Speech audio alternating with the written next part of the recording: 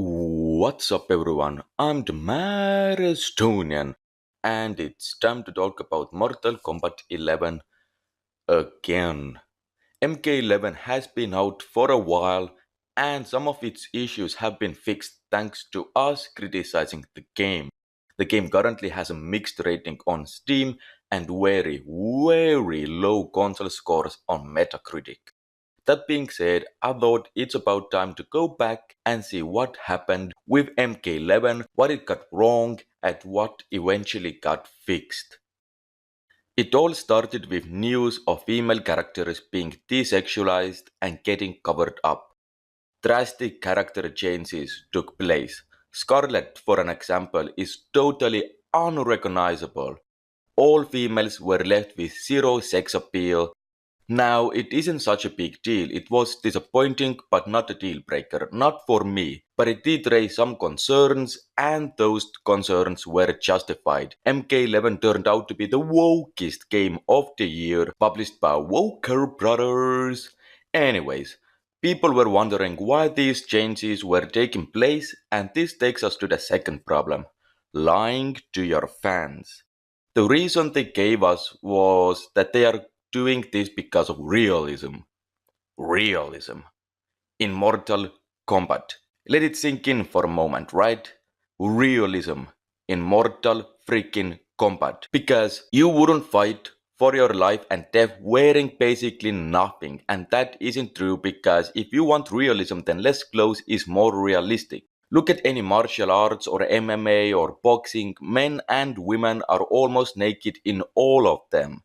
Not to mention that MK has never been about realism, and it doesn't need realism to begin with. It's an unrealistic, brutal fighting game with fictional characters and superpowers. But they flat out said that MK has always been about realism, and come on guys, who actually believes that?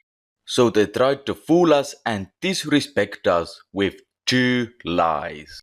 The first lie being that they are doing this because of realism, because you wouldn't fight for life and death in bathing suit or wearing basically nothing, and that's a lie because actually yeah you would. And the second lie they told us is that MK has always been about realism, and that's not true at all.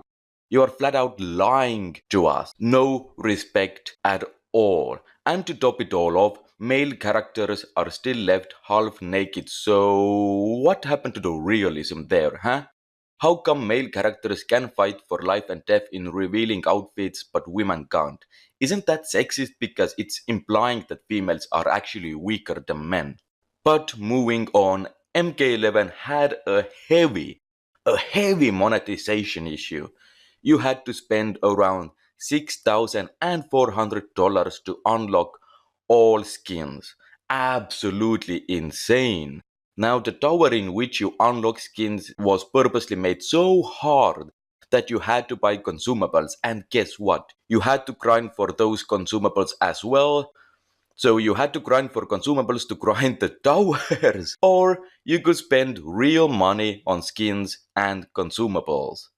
Now, this actually got patched out and was fixed, so some of our criticism actually got heard, and they made MK11 a lot less grindier than it was. So, all those hardcore Mortal Kombat 11 fanboys who have been attacking people like me who are criticizing MK11, you should be thankful because we actually got some of your issues fixed. But alright, next up we have optimization issues, and well, the game was just flat out broken on PC. Many people experienced massive amounts of crashes, some people couldn't get the game to start, and X-rays, crypt and cutscenes had a 30 FPS lock. Now, this was mostly patched out and fixed, so you can play MK11 in all its 60 frames per second goodness. However, some players are still experiencing FPS drops during X-rays, but at least no one is experiencing crashes anymore, so that's good. Now, next up we have Jax, who was kind of racist, but the biggest issue with him is that he's breaking character and is flat out cringy as hell. Jax literally says that he doesn't have time to wait for people to get woke. So he travels back in time to stop black slavery in America. Now, stopping slavery itself is a good idea, but there are a couple of issues with this in MK11. First of all, Jax is a patriot and a family man, and he totally drops all current issues, his friends, and his family to travel back in time, not to mention that time travel could totally F up the future. Now, slavery is still a problem, so it would be much more useful to fight slavery in current times. But okay, Jax, okay, whatever. Let's not use logic, Jax, and let's not fight slavery in our current times. Let's just travel back in time because that makes more sense, right? Oh my god. Oh my god. Now, all races have been slaves throughout the history, and slave trade is still alive. So I wonder if Johnny Cage would have traveled back in time and only saved white people from slavery. Would people still celebrate the ending? Because Jacks only help people based on their skin color, and that's textbook to racism. If we would reverse the roles, Johnny Cage would be deemed a racist for only helping white people. But overall, I don't really have a problem with this ending. The only thing bothering me about this is that Jax breaks his character and just sounds cringy as hell. Getting woke definitely isn't something to be celebrated, but that's what MK11 is. It's woke combat. It got political, too political for its own good. It's the wokest, the most political game I know of. Now, put all that together. A broken, heavily monetized game with forced in woke politics and flat out lying to your loyal, long-time fans and covering up all female characters, desexualizing them, and claiming it's because of realism and all that together, no wonder your review scores aren't that great. It's a bad game. Now, some of the issues got fixed, but it still shows how little respect they have for their customers or for their own franchise. Because what kind of a person would release their product in such a state if they really, really loved their fans and were actually passionate about their own product and work? And now let's wait for the negative comments. I can't wait because every time I make a Mortal Kombat video, I get called a sexist, pervert, racist, and I once even got called a rapist because you can't criticize women and fictional female characters because that makes you sexist.